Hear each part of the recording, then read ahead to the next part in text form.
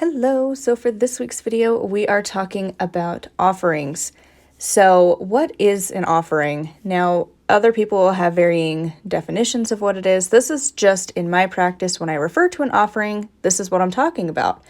So for me, an offering is a gift to the deities, ancestors, elements, land spirits, fae, whatever. And again, it's just a gift to them. I don't really consider it a sacrifice because it's not really that much of a sacrifice. In my opinion, a sacrifice is way more personally affecting you, whereas this is just a gift, but I call it an offering.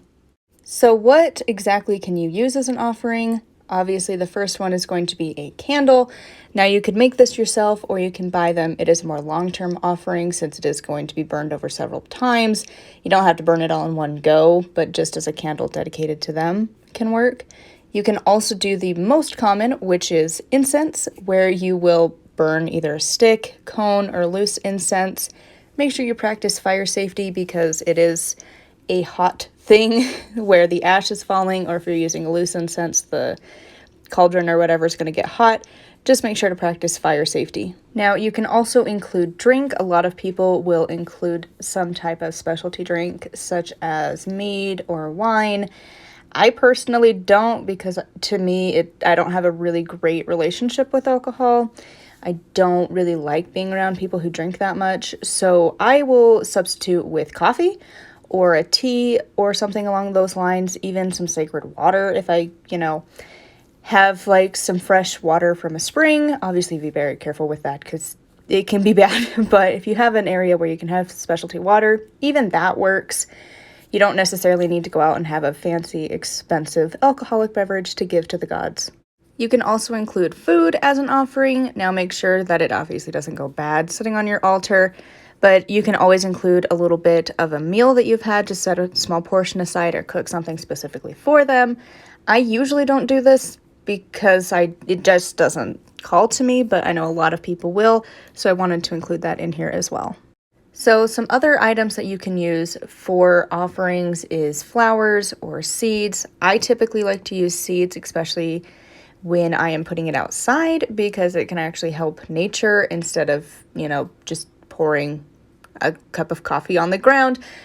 Seeds will feed the wildlife, so if I have even a specific, like a deer block or anything like that you could set out, that would, in my opinion, be an offering to like a particular deity that could be associated with the wildlife, such as like the horned god, or if you have one that is associated with like deer, or if you're feeding, wild birds, as an offering to like Rhiannon, because she's associated with birds as well as horses. So giving things like that, but also, flowers associated with a lot of goddesses.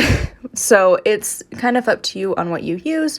But again, these are just kind of the common ones that you will see. Now, my last two examples are not as common, but one is to create something, so actually making something as an offering. A lot of the more crafty pagans tend to do this one, but even, writing a book, you could do it in the honor of a particular deity and then like dedicate it to whomever. And then the other thing is to actually burn an item. This does, in my opinion, fall more towards the sacrificing side of things. For example, I did a ritual where I kind of offered up / sacrificed a copy of my book to one of the gods that I work with in a ritual to help bring about the ability to write the next book and to actually get through it. And so again, it's half offering, half sacrifice, but some people would consider that an offering. So why do an offering at all? So there's a few different reasons.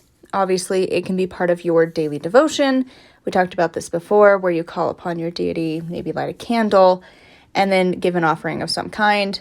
Incense is usually my go-to, or like a cup of coffee, for example. It is a way to start to build a relationship, especially if it's a new ancestor, a new deity, you're new to the practice altogether, and you're trying to connect with the elements. It's a great way to start building that relationship, kind of showing up and proving that you're actually serious. And then it's also a great way for kind of that exchange part of a spell or a prayer, where you are giving something in hopes of receiving something. And then also it's just a great way of giving thanks. So when to actually do an offering. Now this varies person to person, but typically you want to have it semi-regular. Whatever that means to you is completely different. Some people it's quarterly, some it's weekly, sometimes it's even daily, but just pick a time that you're going to regularly do an offering to your guides.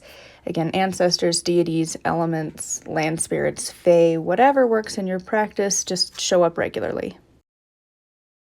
So here is an example of how I give an offering inside. So for this particular one, this is on my ancestor's altar. So he recently passed a few months ago. So I have all of his items set up there, and I will light a candle, call upon the person, and then just blatantly say, I know you loved a cup of coffee in the morning. I wanted to give you one even though you're not here in life.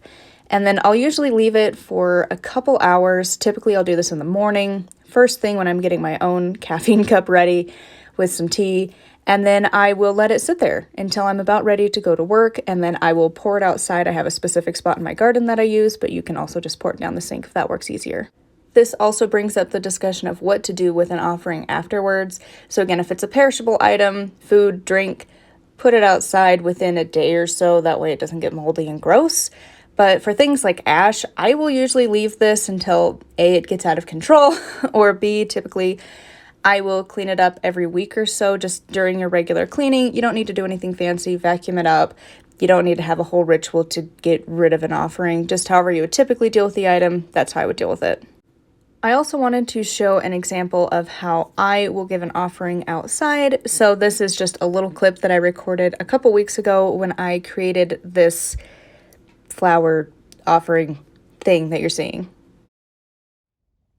So you can't really tell, but we're actually in my outside altar. It's a lot of snow and it's cold. Like, I'm not even close to the ground. And I don't have snow boots because my dog, when she was a puppy, ate them and I haven't rebought them.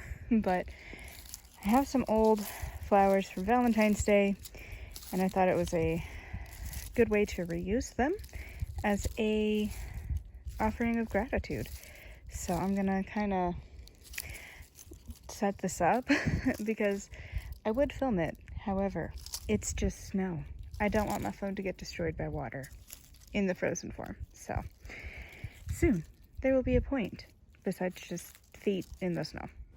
So what I ended up doing is I would take each head of a flower and sprinkle the petals around in a clockwise circle, giving thanks and gratitude for the things in my life.